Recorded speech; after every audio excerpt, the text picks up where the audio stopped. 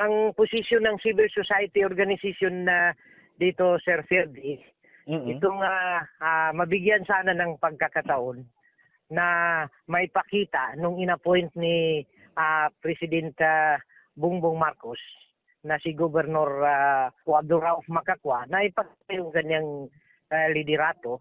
Pangalawa, irespeto natin yung pag-appoint ng presidente sa kanya kasi ngayon yung nakikita at hindi natin alam yung wisdom ng presidente kung bakit inappoint si Governor Abdurauf Makakwa.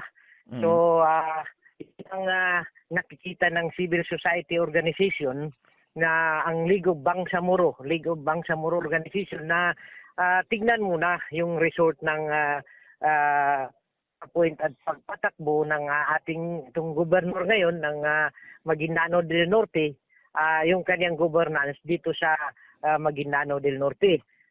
Dalawa, para yung mga empleyado naman magkasweldo na. Kasi ayon sa ating impormasyon, mahirapan yung ating mga empleyado dahil affected yung kanilang sweldo dahil nga yung sa issue ng BLGF, yung Local Governance and Finance, no? So para hindi ito maantala at hindi maantala yung serbisyo ng Maguindanao del Norte sa ating mga kababayan, wag muna natin gambalahin yung liderato at tayo na nanawagan sa ating kay Bay Aini na tignan natin pagbigyan muna natin yung pagpapatakbo ng ating gobernador ng kanyang leadership dito sa Maguindanao del Norte at para may pakita naman niya kung paano rin magpatakbo at paano niya patakbo itong leadership at siyempre yung respeto natin doon sa pag-appoint ng president sa kanya. So kay Bay Aini na taga Maguindanao, sana po si Bay ay bigyan niya ng daan na para maging mabuti yung pagpatakbo ng gobyerno sa Maguindanao del Sur.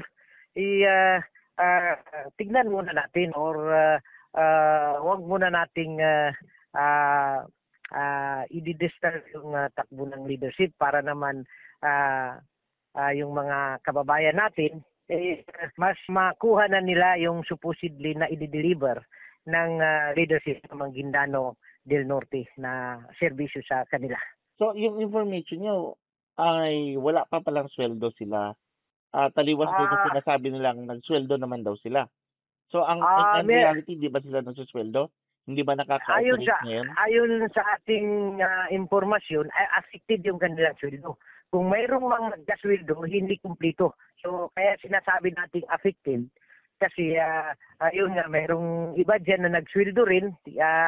Iba hindi rin nagsusweldo. Kaya sinasabi natin, ang emphasis natin dito, affected medyo problema dito sa Maguindanao del Norte. Anong information niyo doon sa treasurer nila ng province? Yung sa treasurer nila, yan nga yung issue dahil doon sa issue ng BJF nung sulat at wala pa kaming narinig na pinalitan yung treasurer. Yun pa man din yung treasurer.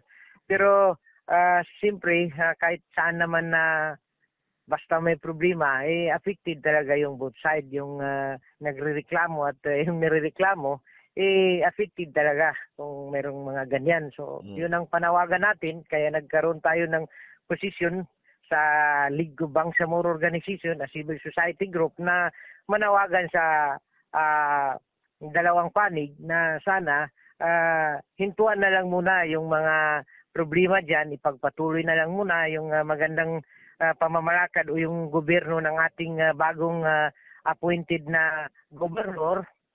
Actually, hindi bago, appointed na gobernador ng Maguindanao del Norte. Then titignan natin, anyway, meron namang 2025, malapit na yung 2025 local election, doon na lang natin titignan at mag-eleksyon naman at makikita natin doon yung sino talaga yung legitimate na leader dito sa Maguindanao del Norte dahil darating ng eleksyon.